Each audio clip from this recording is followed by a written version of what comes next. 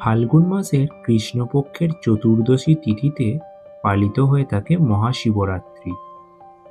এই দিনে অনেক ভক্তরাই দেবাদিদেব মহাদেবের আরাধনা করে থাকেন সারা রাত্রি জেগে। রাত্রির 4 প্রহরে 4 বার মহাদেবের অভিষেক করা হয়। তো আজকের পর্বে আমরা জেনে নেব এই 4 প্রহরের সময়সূচি এবং কোন প্রহরে কি দিয়ে মহাদেবকে অভিষেক করা হয়, অর্থাৎ 4 প্রহরের পূজার নিয়ম। এর সাথে জেনে নেব এই শিবরাত্রি পূজার মাহাত্ম্য কথা। বিবাহিত মহিলারা সৌভাগ্য লাভের জন্য ও স্বামী সন্তানের মঙ্গলের জন্য দেবাদিদেব মহাদেবের আরাধনা করেন এবং অবিবাহিত মহিলারা শিবের মতো বর পাওয়ার জন্য এই দিনে শিবরাত্রির ব্রত করে থাকেন এবং মহাদেবের আরাধনা করেন। যদিও নারী পুরুষ উভয়ই মহাদেবের আরাধনা করেন জীবনের সুখ শান্তি ও নিজের মনস্কামনা পূরণের জন্য।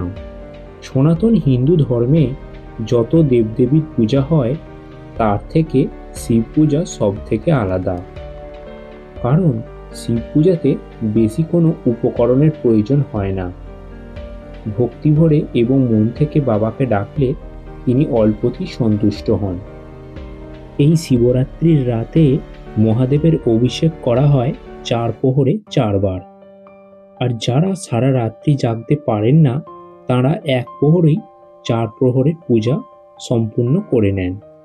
মহাদেবকে স্বামী হিসেবে পাওয়ার জন্য কঠোর তপস্যা করেছিলেন হিমালয় কন্যা মা পার্বতী। এই শিবরাত্রির দিনেতেই মা পার্বতীর মনস্কামনা পূর্ণ হয়। মহাদেব ও মাতা পার্বতীর বিবাহ হয়। এই মহাশিবরাত্রির ব্রত পালনের নিয়ম শিবরাত্রির আগের দিন থেকেই শুরু হয়ে যায় আর শেষ হয় শিবরাত্রির পরদিন পারণের মাধ্যমে। শিবরাত্রির আগের দিন এবং পরের দিন নিরামিষ আহার গ্রহণ করতে হয় এবং শিবরাত্রির দিনে নির্জলা উপবাস করতে হয়।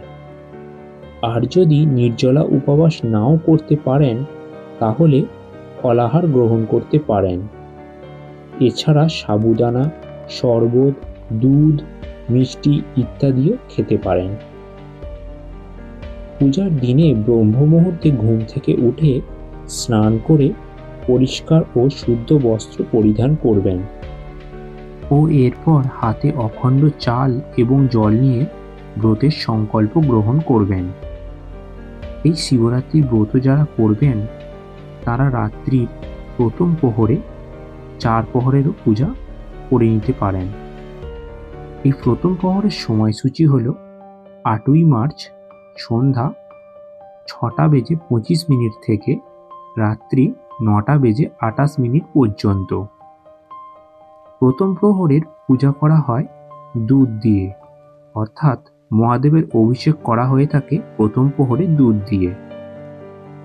দ্বিতীয় প্রহরের সময়সূচি হল রাত্রি 9:28 থেকে রাত 12:31 পর্যন্ত। আর এই দ্বিতীয় প্রহরে মহাদেবের অভিষেক করা হয় দই দিয়ে। এরপর তৃতীয় প্রহরের পূজা শুরু হবে রাত্রি অর্থাৎ 9ই মার্চ রাত্রি 12:31 থেকে ভোর রাত 3:34 পর্যন্ত। এই তৃতীয় প্রহরে মহাদেবের অভিষেক করা হয় ঘি দিয়ে। এরপর চতুর্থ প্রহরের সময়সূচি হল 9ই মার্চ ভোররাত্রি 3:34 থেকে সকাল 6:37 পর্যন্ত। আর এই চতুর্থ প্রহরে মধু দিয়ে মহাদেবের অভিষেক করানো হয়। মহাশিবরাত্রির ব্রতের প্রধান উপকরণই হল বেলপাতা, গঙ্গামাটি, গঙ্গাজল, দুধ, দই, ঘি, মধু, ধুতুরা ফুল, ফল ও মহাদেবের পছন্দের যে কোনো একটি ফল ও মিষ্টি বা বাতাসা বা নকুলদানাও দিতে পারেন। প্রতি প্রহরে মহাদেবের অভিষেকের সময় আলাদা আলাদা মন্ত্র জপ করতে হয়।